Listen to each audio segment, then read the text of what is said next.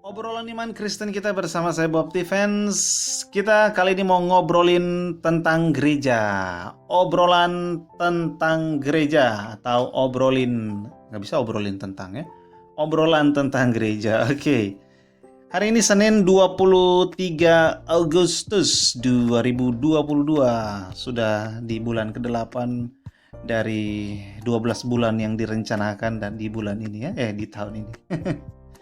Ya, kiranya kasih karunia dan sejahtera dari Tuhan itu semakin lama semakin menuntun kita di jalan yang benar, di hal-hal yang tepat untuk kita lakukan, sehingga hidup kita semakin lama semakin memuliakan Tuhan sampai akhir tahun, bahkan sampai tahun 2023 mendatang, tahun politik di mana Indonesia akan mempersiapkan untuk pemilihan presiden yang baru di 2024, ya kan? Dan kiranya semua hal ini Tuhan memberkati bangsa Indonesia, karena tahun depan tahun yang agak gelap kata banyak orang. Secara ekonomi tentu saja berharap kita akan semakin mampu untuk pulih lebih cepat, ya kan, bangkit lebih kuat. Oke, kita mau tentang gereja ada di Efesus. Kita mau melihat ada satu sudut yang penting bagi kita, apalagi orang-orang yang rajin ke gereja, ya kan. Kalau kemarin OTT kita bahas tentang orang-orang yang rajin beribadah, nih orang-orang yang rajin ke gereja. Ya, rajin ke gereja sama rajin beribadah apa bedanya sih? Ya, kita perlu bahas itu juga ya. Karena tidak semua orang ke gereja beribadah ya. Tidak semua. Dan orang-orang yang beribadah rata-rata itu perginya ke gereja gitu. Tidak sendirian aja di rumah, enggak. Nah, itu kita perlu bahas kapan-kapan. Yang penting kan saya dan Tuhan aja gitu. Enggak, jangan boleh gitu dong. Saya dan Tuhan aja tuh nggak ada istilah saya dan Tuhan aja tuh nggak ada. Nah, kita mau kaitkan saya dan Tuhan aja dengan ini penting. Efesus 4 ayat 12 mulai ya. 11 lah, 11.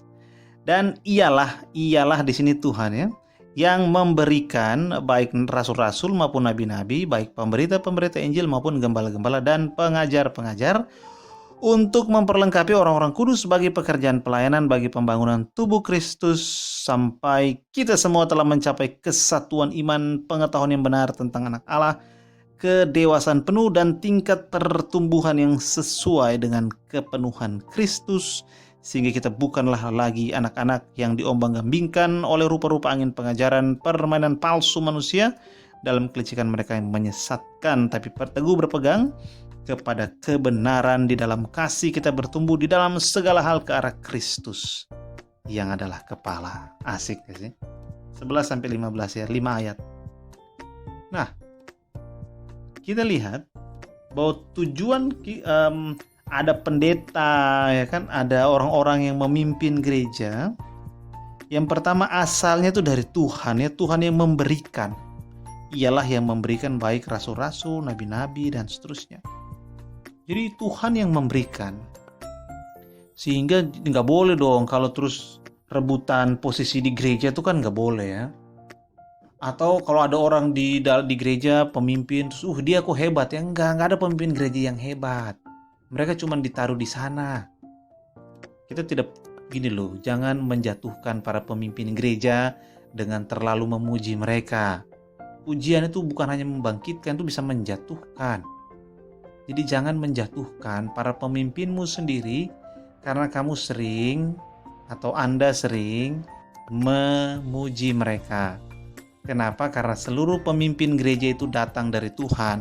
Kalau mau paling puji, pujilah Tuhan, karena Tuhan yang kasih, Tuhan yang taruh di situ. Nah, asalnya dari Tuhan ya kan, ayat 12, untuk apa? Untuk memperlengkapi orang-orang kudus. Jadi tugas para pemimpin gereja adalah untuk memperlengkapi, ya kan? Memperlengkapi seluruh jemaat. Orang-orang kudus di sana mengacu kepada orang-orang yang ada di dalam gereja, simpatisan, anggota jemaat, orang-orang yang kunjungan setiap minggu untuk beribadah. Orang-orang ini harus diperlengkapi. Diperlengkapi untuk apa? Bagi pekerjaan pelayanan, bagi pembangunan tubuh Kristus, ya kan?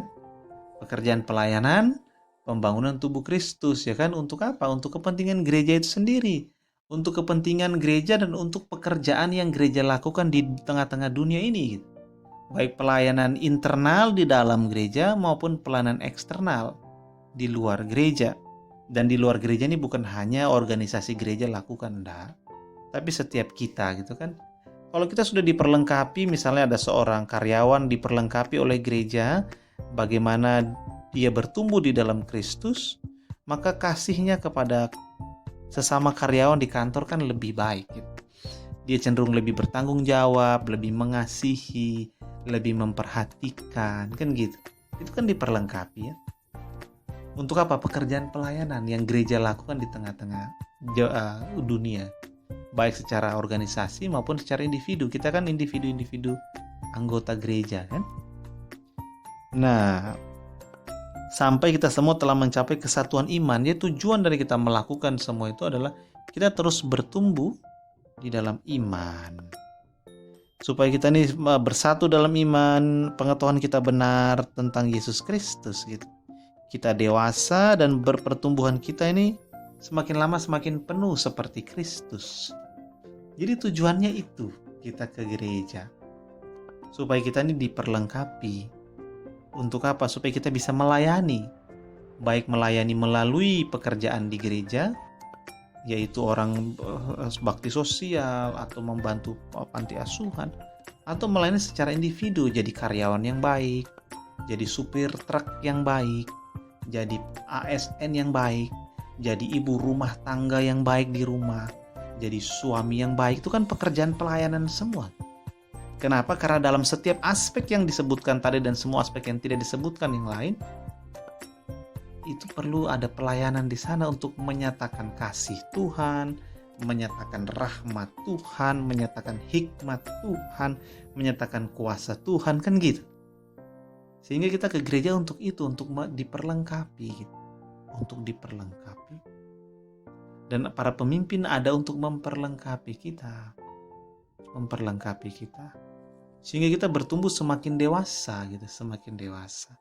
Jadi tanda bahwa Anda dan saya itu tidak sia-sia ke gereja, ya tidak sia-sia ke gereja, adalah ketika Anda dan saya itu semakin dewasa di dalam Tuhan.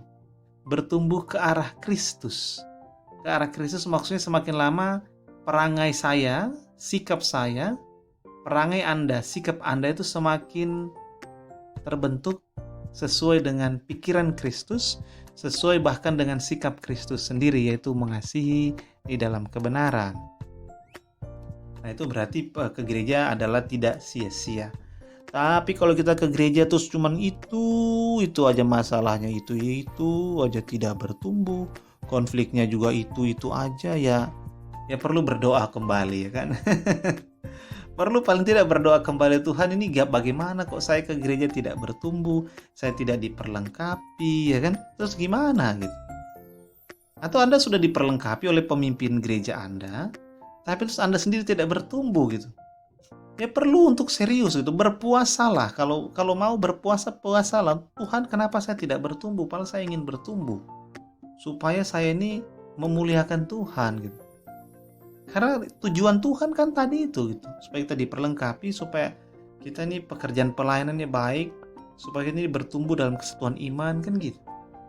Dan kalau rencana Tuhan itu terjadi dalam hidup kita, maka kita ini memuliakan Tuhan. Karena tujuan akhirnya itu memuliakan Tuhan. Kita ini puas di dalam Tuhan. Orang dewasa tuh kan semakin dewasa semakin dia merasa puas dengan hidup. Kenapa? Karena dia tahu ini dia lebih banyak bersyukur. Dia orang-orang yang puas adalah orang-orang yang bersyukur. Orang-orang yang dewasa. Dan kalau kita puas di dalam Tuhan, kita semakin memuliakan Tuhan. Nah, itu tujuan ke gereja ya. Jadi untuk diperlengkapi. Dan bagi Anda yang kesulitan untuk aku diperlengkapi atau tidak ya lihatlah sikap dan perbuatan Anda 1-2 tahun terakhir itu bertumbuh enggak? Bertumbuh kemana? Ke arah Kristus. Gimana dilihatnya? Semakin mengasihi atau enggak? Mengasihi siapa? Mengasihi orang-orang terdekat, ya kan? Mengasihi orang-orang yang harus dikasihi di lingkungan Anda. Semakin puas di dalam Tuhan enggak? Atau semakin banyak ketidakpuasan, ya kan? Kalau semakin banyak ketidakpuasan ya Anda tidak bertumbuh berarti. Waktunya untuk evaluasi ya kan. Evaluasi gimana saya nih kok tidak bertumbuh ya kan. Apa saya ini sudah diperlengkapi tapi tetap tidak bertumbuh? Ya Anda perlu berpuasa gitu kan. Hubungilah para pemimpin gereja, hubungi para pemimpin gereja Anda untuk berkonsultasi. Gimana ya, kok saya tidak bertumbuh ya Pak, Bu, tolong saya, doakan saya. Atau kalau Anda sudah berusaha tapi lihat, wah kok saya tidak diperlengkapi dengan benar ya. Khotbahnya isinya tuh minta duit terus ya kan. Khotbahnya isinya terus kok cuman marah-marah, ngomongin orang lain atau apa. Ya, ya waktunya untuk evaluasi ya kan. Ini gimana? Tuhan, apakah saya harus mencari lingkungan baru atau bagaimana gitu. Supaya pada akhirnya tujuan Tuhan untuk Anda dan saya ke gereja itu tergenapi. Anda bertumbuh ke arah Kristus tadi. Kira-kira kita obrolan kita OTG hari ini. Sementara itu sejahtera dari Allah Bapa kita dan kasih karunia darinya menyertai Anda dan orang-orang yang Anda kasih.